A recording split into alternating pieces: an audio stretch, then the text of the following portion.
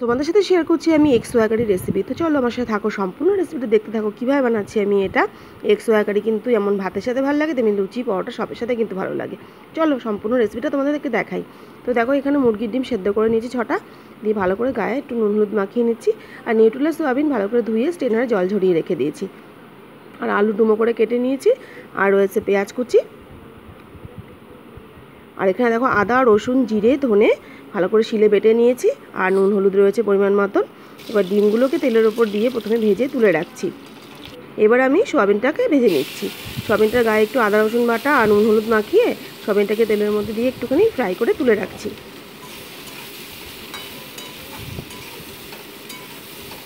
তো দেখো সোয়াবিনটা কিন্তু ভাজা আমার হয়ে গেছে, তুলে রেখেছি। এবার কড়াইতে সামান্য তেল অ্যাড করে দিয়ে দিচ্ছি আমি তেজপাতা। এবার অ্যাড করে দিচ্ছি গোটা জিরে। জিরেটা ভাজা হতেই কেটে রাখা আলুর টুকরোগুলো কিন্তু এর মধ্যে আমি অ্যাড করে দিচ্ছি। এই আলুগুলোকেও গোল্ডেন ব্রাউন করে ভেজে নিচ্ছি। তো দেখো আলুগুলো কিন্তু ভাজা আমার হয়ে এসছে। এবার আমি পেঁয়াজ কুচিটা অ্যাড করে দিচ্ছি। পেঁয়াজটাকে আলুর সাথে একটু হালকা ভেজে নিচ্ছি আমি। তো দেখো পেঁয়াজটা আলুর সাথে কিন্তু ভাজা আমার হয়ে এসছে। এবার আমি মশলাটা যে বেটে রেখেছিলাম সেটা কিন্তু আমি অ্যাড করে দিলাম। নুন হলুদ একবারে কিন্তু অ্যাড করে দিচ্ছি এর মধ্যে, দিয়ে ভালো মতো একটু কষিয়ে নিচ্ছি।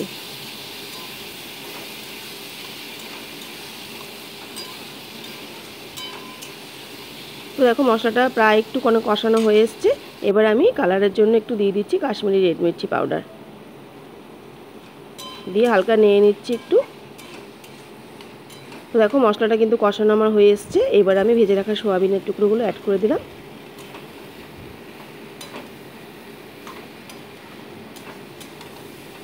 ভালো মতো একটু কষিয়ে নিচ্ছি এটাকে।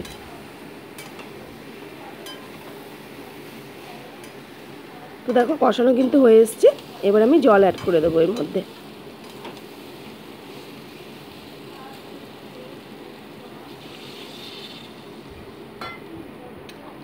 ভালো মতো সোয়াবিন আলুটাকে ঝোলের মধ্যে মিশিয়ে নিচ্ছি। এবার একটা ঢাকনা চাপা দিয়ে মোটামুটি 2 মিনিটস এটাকে ঢেকে ফুটিয়ে নিচ্ছি। তো 2 মিনিটস পর ফিরে এলাম। এবার আমি ভেজে রাখা ডিমগুলো এর মধ্যে দিয়ে দিচ্ছি। এইভাবে এগ সোয়া কারি করলে কিন্তু খুবই ভালো লাগে খেতে। তোমরা অবশ্যই রেসিপিটা ট্রাই করো। দিয়ে একটা ঢাকনা চাপা দিয়ে মোটামুটি এটাকে 5 মিনিটস কুক করে নিচ্ছি। তো 5 মিনিটস পর ফিরে এলাম। আলুগুলো প্রায় সেদ্ধ হয়ে এসছে আমার। আলুগুলো তো ভাজাই ছিল আগে, তো আলুগুলো ওয়েল কুকড হয়ে গেছে। এবার আমি গরম মশলা বেটে রেখেছিলাম সেটাই কিন্তু অ্যাড করে দিলাম।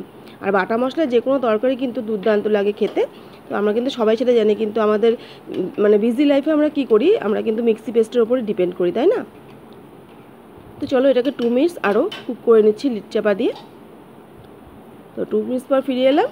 রান্নাটা কিন্তু একদম রেডি। গরম গরম ভাতে যেমন ভালো লাগবে, তেমনি কিন্তু লুচি পরোটা সবার সাথে ভালো লাগবে। কেমন লাগলো রেসিপিটা আমাকে কিন্তু কমেন্ট বক্সে অবশ্যই বন্ধুরা জানিও। আর তোমরা কিন্তু অবশ্যই এভাবে ট্রাই করো, আশা করছি তোমাদেরও কিন্তু ভালো লাগবে।